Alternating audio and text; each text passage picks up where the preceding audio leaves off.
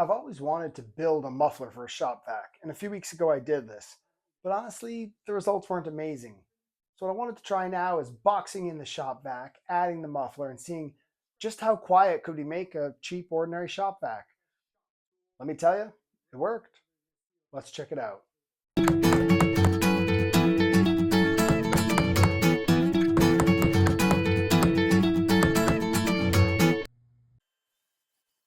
So at the beginning of this video, you're just going to see me ripping through a whole bunch of plywood. So we've got all kinds of offcuts that were laying around the shop from other projects.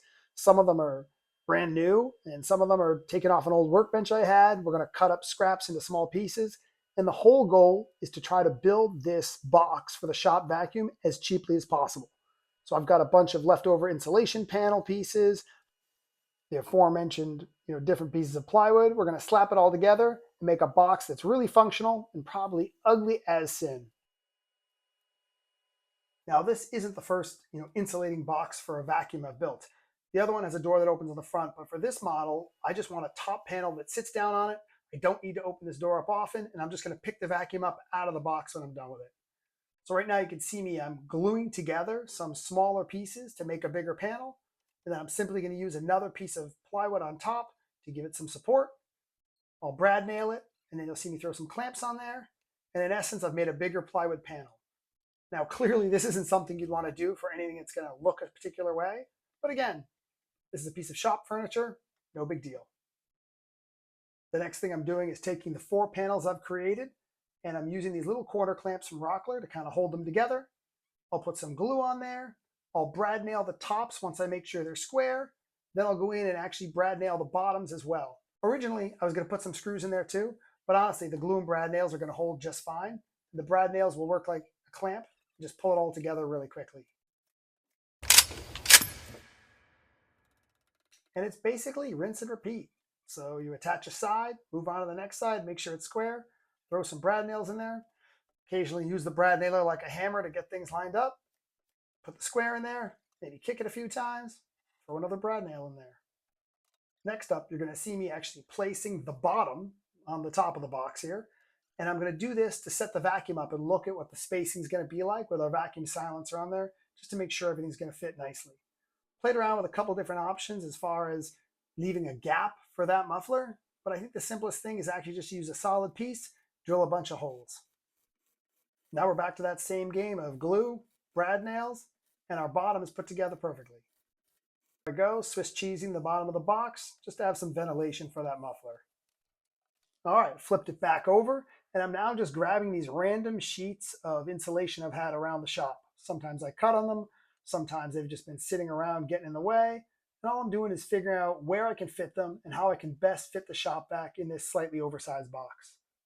Once I've got everything laid out, I'm going to glue the back of each of these panels, throw a couple of quick brad nails in there just to help it hold, maybe a few clamps on the top, and pretty soon we'll have a fully insulated box.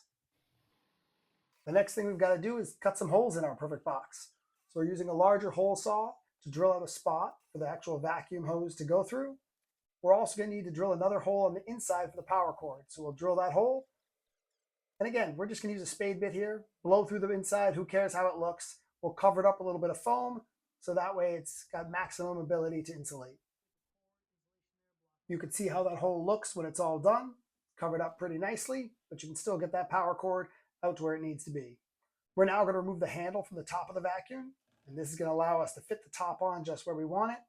And we won't be using the power switch on the vacuum. We're going to plug the vacuum itself into a power strip and use the power on and off at the strip to actually turn the vacuum on.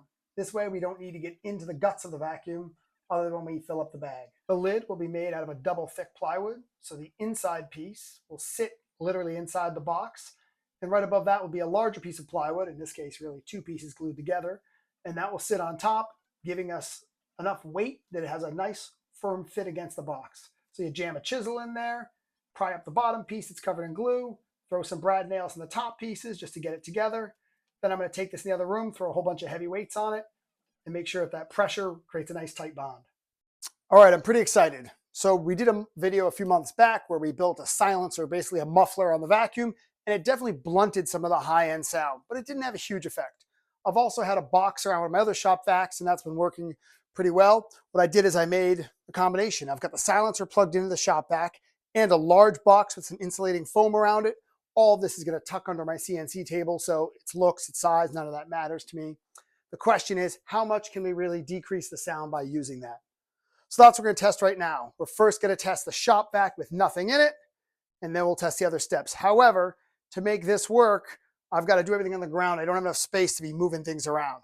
So we'll be down here. I've got to take the Shopvac out of the box, run it, and then put it back in the exact same location.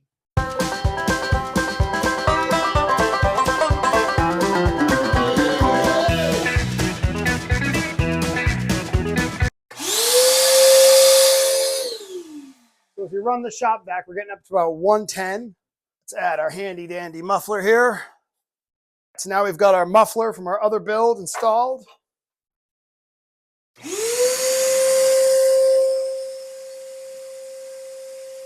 Dropping to around 90. When I speak, it goes up. So definitely a huge difference with and without the muffler on. Let's test it now without the muffler on in the box. So we'll put our muffler up here.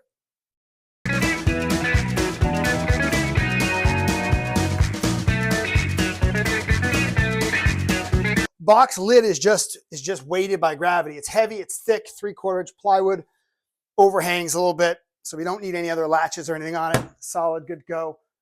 Let's test it now. We really hope that it falls below that 80 level.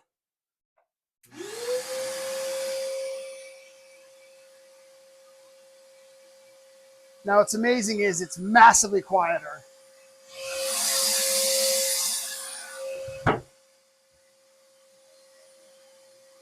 So it's running about 75, and just taking the lid off,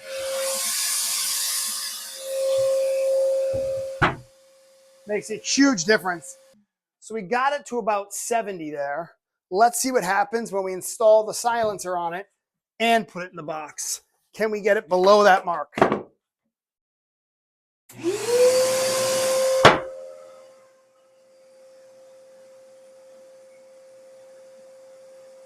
So right around 73 or 74, or we were before I started yelling.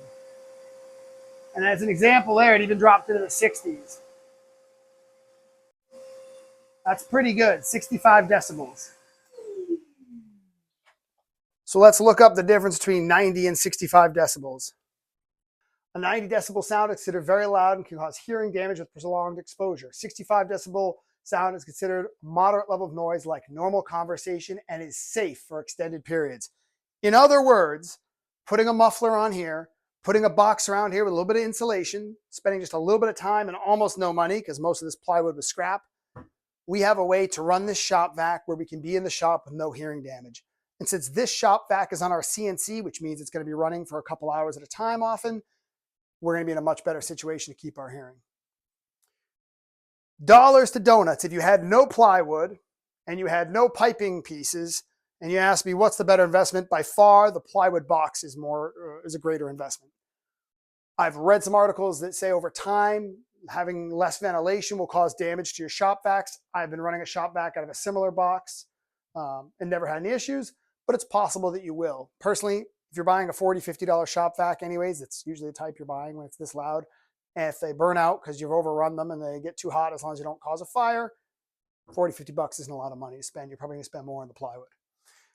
If you have the opportunity, or if you're really trying to maximize just taking volume down as much as possible, I would build a muffler for it, as well as building the box to put it in. That's it. Thanks for watching. Hope you share with your friends, subscribe, and if you have any questions about the box or the muffler itself, please reach out.